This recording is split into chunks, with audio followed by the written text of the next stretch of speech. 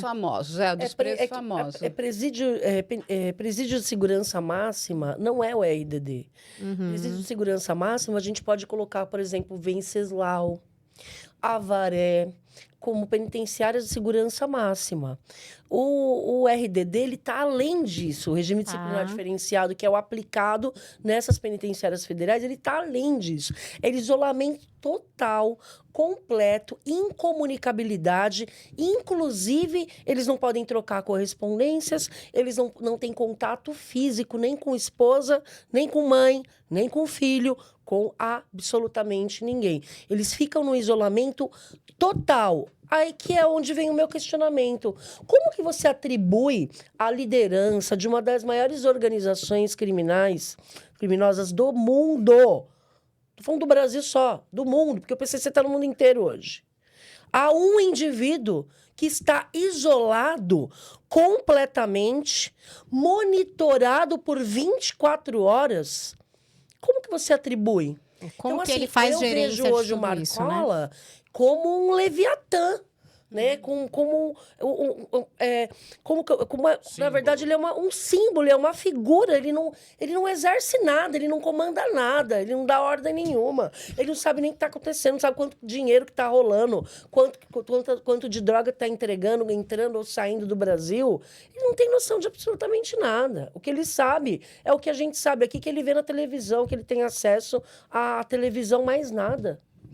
Então, como que ele vai O dar Bruno uma estava ordem? falando isso, né? Que a própria organização, ela já funciona independente de qualquer uma dessas lideranças. E o presídio federal, ele acaba sendo uma punição dentro da punição, né? Então, isso começou a acontecer em todos os estados do Brasil, e isso, de alguma forma, era uma ideia interessante para você diminuir a influência das lideranças nos estados, mas, por outro lado, você acabou espraiando a ideia das facções pelo resto do Brasil.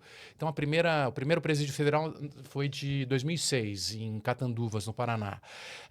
E depois foram mais 5, né? Hoje você tem, o último foi o de Brasília. E, conforme você coloca esses presídios isolados, um é no Rio Grande do Norte, outro é em Porto Velho, em Brasília, em lugares, Campo Grande, as famílias precisam se deslocar dos estados e ficam em pensões dos lugares e acabam, muitas vezes, compartilhando as mesmas pensões. O próprio PCC ajudava os visitantes a se sustentarem lá, e você começa a colocar esse pessoal para dialogar. E quando eles voltavam para os estados, eles já voltavam com uma outra moral e com a capacidade de iniciar a sua própria facção. Então, até 2005, quando a gente está falando antes do RDD, a gente tinha 4 facções no Brasil. Era o PCC, basicamente, Comando Vermelho, Terceiro Comando Puro e Amigo dos Amigos. A partir de 2005, 2006, isso começa a se espraiar e chega nessas 88 facções, né? A ideia do RDD inicial era ser um regime disciplinar diferenciado. Quer dizer, a ideia dos federais era para ser um regime disciplinar diferenciado e ficar no máximo 2 anos as pessoas presas. Mas, com o passar do tempo, tem muita gente cumprindo a pena inteira lá. Não em regime disciplinar diferenciado, mas num presídio de segurança máxima. O Marcinho VP está há mais de 10 anos, o Fernandinho Beiramar também, o Marcola já está há 5 anos. Então, aí começou a se ter uma grande discussão entre as lideranças criminosas para flexibilizar esse regime das penitenciárias federais. Todos esses chefes de facções começaram a se articular para flexibilizar. Parte daí a confusão que a gente vai falar agora, que a gente está falando agora. Exatamente, mas olha o que o Bruno traz, que informação importantíssima e rica aqui. Gente, olha só. Antes do RDD, nós tínhamos 4. Hoje nós temos 88. Então, é algo que a gente precisa parar para pensar se isso foi positivo ou negativo. Porque quando você começa a fomentar, porque o negócio foi perdendo a mão, correto? A ideia era isolar e multiplicou. E se agigantando. Então, aquilo que você tentou combater, né? Porque eu sempre paro para...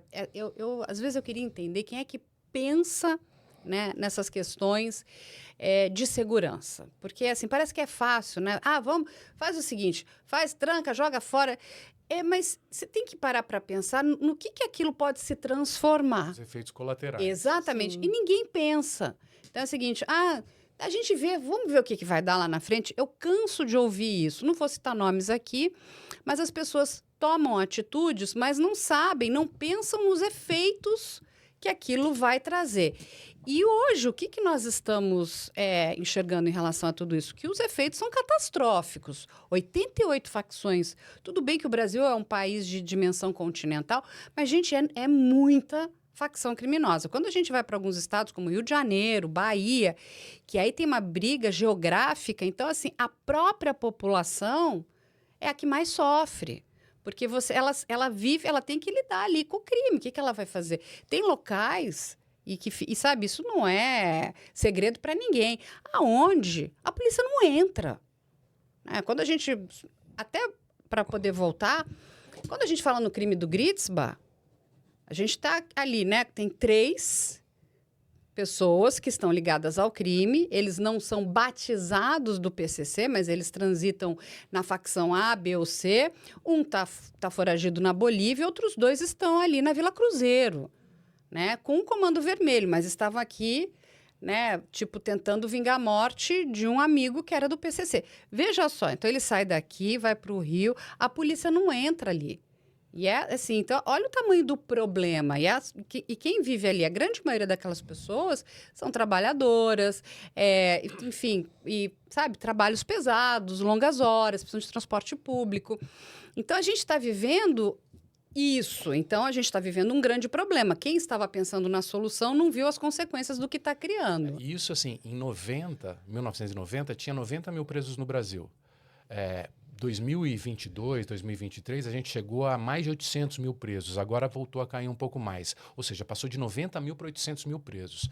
As prisões superlotadas, sem condição de você exercer algum tipo de controle por parte do Estado do interior das prisões, começou a ser gerida pelos próprios presos. Você começou a empoderar os chefes desses lugares. Então você acaba, quanto mais gente você, a partir de determinado momento que você colocava nas prisões, maior ficava a massa de manobra desses chefes empoderados no interior das prisões. Então, além dos federais, teve todo esse processo de você começar a prender indiscriminadamente e muito rapidamente, aceleradamente, você acabou fortalecendo as facções. Mais um dos efeitos colaterais para a construção desse contexto de faccionado que a gente vê hoje no Brasil. Então, olha só a quantidade de problemas que a gente vai enfrentando. Quem sofre com isso somos nós, sociedade, porque isso é uma realidade, porque não foram bem pensados, entende? Não adianta, eu vou copiar Mas, de novo, quando a gente está falando de Supermax lá nos Estados Unidos, e quem está nessas Supermax são esses presos, de pena de prisão perpétua e de pena, né, de prisão capital, quer dizer, de pena capital, ou seja, eles vão para o corredor da morte, eles serão, né, mortos, é uma questão ali de um prazo. Então, por isso que eles estão na Supermax, são pessoas extremamente perigosas e não vão regressar de nenhuma forma. Não vão voltar para o convívio em sociedade. Então, não é uma questão de ressocialização. A gente até pode discutir isso, né, num outro momento, mas no nosso caso, a gente precisa trazer aqui para as pessoas que é cláusula pétrea. Nós não temos pena capital, e eu acho isso perfeito, porque você daria muito poder para o Estado. Você imagina, o poder de extermínio, né? A gente já viu aí erros grosseiros. Quantas pessoas não vão pegar bruxas de Guaratuba, aqueles 7 inocentes estariam mortos hoje. É uma realidade. Imagina, bruxa, né? Fazendo sacrifício humano de criança. E aquilo tudo, não é? Que foi uma armação horrorosa. E não temos a prisão perpétua também. Ou seja, todas essas pessoas que estão presas vão voltar ao convívio em sociedade. E quando a gente fala no sistema prisional, a gente tem que entender duas coisas. Ele é a penitenciária, então ele vai receber a penitência dele, né? Já diz a palavra, já diz tudo, né? Penitência, então ele vai lá cumprir o castigo dele. Mas ele tem que retornar. E um dos trabalhos desse período é o de ressocialização. Aí a minha pergunta aqui, a gente está ressocializando essas pessoas? Eles têm capacidade de voltar ou nós estamos criando, né, pessoas ainda mais perigosas, né, que vão se voltar contra a sociedade? Entende tudo isso? Então, assim, a gente precisa olhar isso de forma nua e crua, sabe? Assim, fria. Eu acho assim, eu gosto muito do trabalho do Bruno, em relação à pesquisa que ele faz, porque ele olha para coisa fria. Olha, isso aqui é isso, isso, isso. Sem paixão, sem ideologia, sem nada disso. Isso aqui é o que vai acontecer com a gente. Isso é o que está acontecendo hoje. O nosso futuro lá na frente, se a gente não parar para pensar, não é bonito, não. Ele é catastrófico. Porque o ambiente prisional não é bom. Isso é uma realidade. Não estou dizendo que tem que ser bom.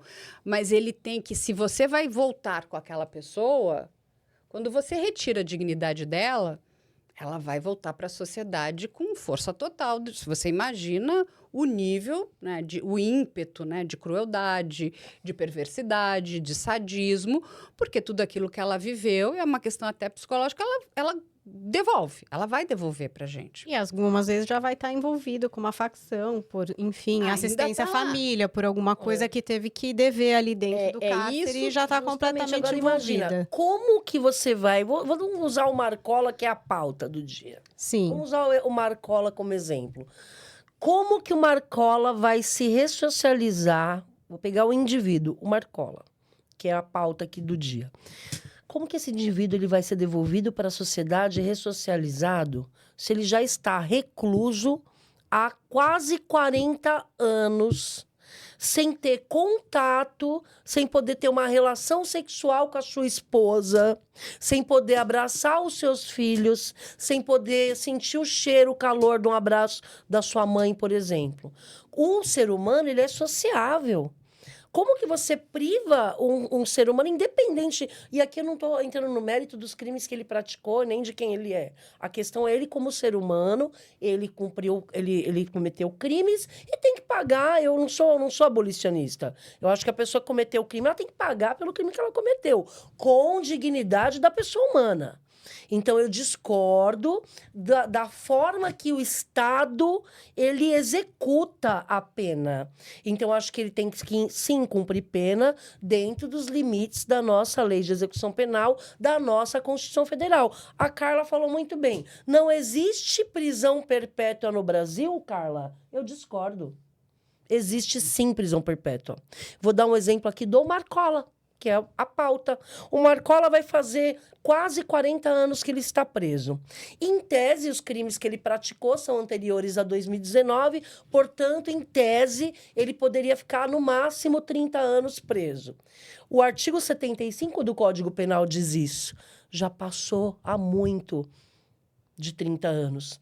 Aí, o que acontece? Vem o pacote anticrime, Lei 13.964, aumenta o tempo máximo de prisão de 30 para 40 anos e o Marcola já está preso há quase 40 anos. Aí vem uma norma, aí eles colocam mais uma norma no ordenamento jurídico que diz o seguinte, olha, se ele for condenado agora aqui, o Marcola, o prazo dele de máximo cumprimento de pena vai ser interrompido. Para quem não sabe a diferença de suspensão para interrupção, suspender como se fosse um pause, para dali e continua. Interromper, stop, zera, começa de novo. Significa o quê? Com essa condenação aqui, desse crime, o Marcola vai ter o quê? Uma interrupção no seu cumprimento de pena. E agora que ele ia sair com 40 anos de pena cumprida, ele não vai sair. Porque vai começar de novo o tempo dele de cumprir mais o quê? Mais 40 anos. Ou seja, o cara que tá preso há 40 anos quase, e agora não vai poder sair no artigo... Tem 300 anos de pena para cumprir. Não pode sair com 40 porque interrompeu a pena, porque ele foi condenado a um outro delito, e aí mais 40, acabou a vida, vai morrer no cárcere. Então, Carla, onde eu quero chegar? Que não, juridicamente falando, não há um ato normativo que permita a prisão perpétua no Brasil. Juridicamente falando. Mas, na prática, eu acredito que o Bruno vai concordar comigo, é o que acontece. Então, a gente vê aí Chico Picadinho, o Marcola. Não estou falando só de PCC, a gente tem outras situações aí, além de organização criminosa, que estão nessa situação, que cometeram crimes graves, que receberam penas altas, mas quando der 40 anos de cumprimento, eles não vão sair. Porque o Estado, através de políticas públicas, e agora vamos falar que eu estou defendendo o PCC, mas eu acredito nisso. O que o Estado faz? Ele continua atribuindo condutas àquele indivíduo. Marcola, por exemplo. Tudo que acontece nesse Brasil, Marcola tá lá. Acusados. Marcos William Erbas Camacho e Companhia Limitada. Qualquer pessoa que é executada, o caso Gritzbach, por exemplo, esse caso aqui também, que o Você caso diz da por isso, Melissa, por ele estar completamente da psicóloga isolado Melissa, já há anos. entre tantos outros, tudo que É que, acontece, doutora, eu acho que... foi o Marcola. Aí ele passa a ser réu em processo sucessivamente, vários processos. Sendo que ele está preso, incomunicável e provavelmente não faz parte... E ele é condenado, detalhe. E ele é condenado nos processos sem provas. Eu não sou advogada dele, tá, gente? Só reforçando Muita aqui. gente achando que a senhora é. Eu não sou advogada dele, mas eu sou uma ativista de direitos humanos. E eu acredito que, de fato, independente de ser Marcola, de ser o Tiriça, e aqui de ser o Andinho, de ser quem quer que seja, a regra tem que ser igual para todos, independente do crime que você praticou. A gente tem um ordenamento jurídico que determina isso e ele tem que ser cumprido. Aí o que o Estado faz, só para concluir? Através de políticas públicas, nos bastidores a gente sabe que isso acontece. Ele continua sendo acusado e cada vez que ele é acusado e cada vez que ele é condenado, mais ele se afasta da liberdade. Ou seja, ele vai morrer no cárcere. Eu não vejo o Marcola sendo solto. E eu acho assim, a gente que trabalha com isso há muito tempo, né? Eu que trabalho com isso há muito tempo, às vezes quando a gente usa a palavra direitos humanos, as pessoas já viram os olhos e a gente já perde o debate de cara quando essa palavra surge, tamanho o estigma que ela tem hoje, né? Parece que você falar de direitos humanos, você está defendendo o bandido. Mas o ponto que eu acho que é importante que as pessoas prestem atenção é que quando surge um bode expiatório como Marcola, que parece que ele ser solto vai destruir o Brasil, a gente não percebe toda a movimentação que está acontecendo, inclusive dinheiro cooptando policiais. A gente viu o Gritzbach, tinha 26 policiais na quadrilha dele. Da ativa. Entrando na economia formal, entrando na política, entrando e atuando com influenciadores. É tipo uma cortina de fumaça, né? Vamos olhar aqui para o fumaça. Marcola, esse passarinho que está na gaiola e não pode sair, mas tem muitas outras coisas. Tudo está acontecendo e tudo está movimentando muito dinheiro, já está entrando na economia formal, está atuando em vários setores formais como cigarro, como bebidas, como postos de gasolina, como uma série de ouro, uma série de atividades, e a gente fica imaginando que o Marcola é o grande problema. Da mesma forma, vamos matar 70 pessoas na favela em Santos. Vai lá e mata 70 pessoas. A polícia está trabalhando. Enquanto isso, o porto continua movimentado, a exportação continua muito bem, policiais ganham dinheiro com isso, com fintechs e atuando economicamente, e a gente presta atenção naquilo que nos dá medo. Porque o medo, ele atrai a nossa atenção. E a gente para de enxergar o todo. Então, isso não é porque a gente defende bandido, a gente está vendo o todo. E olha, Justamente. gente, está dando errado. Está dando errado, isso não funciona. Presta atenção nas coisas que são importantes. Não presta atenção no que aquilo que as pessoas estão querendo desviar a sua atenção. Vocês acham que é um pouco isso agora? De novo, esse papo de Marcola é uma cortina de fumaça? Eu tenho certeza Eu também disso. acredito que sim. É absoluta. Não só eu. Tipo, como... esse racha no PCC, isso é real? Eu acredito que isso é real, tá? Eu acredito que isso é real. Como em todas as áreas, há briga por poder. Tá. Eu, por exemplo, eu sou advogada. Na advocacia, chega o ano lá, tem a eleição, monta as chapas, brigas de cachorro grande para quem vai ser o presidente da OAB. Né? Isso acontece no Ministério Público, isso acontece na magistratura, isso acontece na política, isso acontece no nosso executivo, no nosso legislativo, isso acontece em todas as áreas e não seria diferente. No crime E também. numa organização criminosa dessa dimensão, porque não é só dinheiro. As pessoas brigam ali por poder. Porque o que menos tem aqui, essas pessoas que estão protagonizando esse racha, digamos assim, é acesso ao dinheiro. É o que essas pessoas menos têm. Porque quem, de fato, está ali na logística do crime, no dia a dia, na logística de importar, de exportar e todo Tocando o negócio. o procedimento, essa pessoa que tem acesso mesmo ao dinheiro, ela nem aparece. Nem aparece. Então, esses nomes que são colocados, Vida Louca, Tiriça, Andinho, Marcola. Sim, de fato, ali, as figuras de hierarquia, que é a sintonia final, que existem de fato, mas eu não acredito que elas interfiram diretamente nas questões administrativas da organização criminosa. Até pela questão da incomunicabilidade. E se assim fosse, a gente teria que atribuir responsabilidade para o Estado. Porque o Estado não pode cobrar uma Marcola de uma conduta, sendo que o Estado está isolando esse indivíduo, tornando-o incomunicável, e aí um crime é cometido na rua e ele é acusado. Peraí, então acusa também o Estado. Também tem que se tornar não conseguir blindar ele, que exatamente, é o que eles prometem. Porque se eles estão dizendo que teve uma ordem para determinado crime ser cometido, você concorda comigo? Que nem só o Marcola pode ser responsabilizado, se estão atribuindo a conduta para ele, quem que permitiu que essa informação vazasse, por exemplo?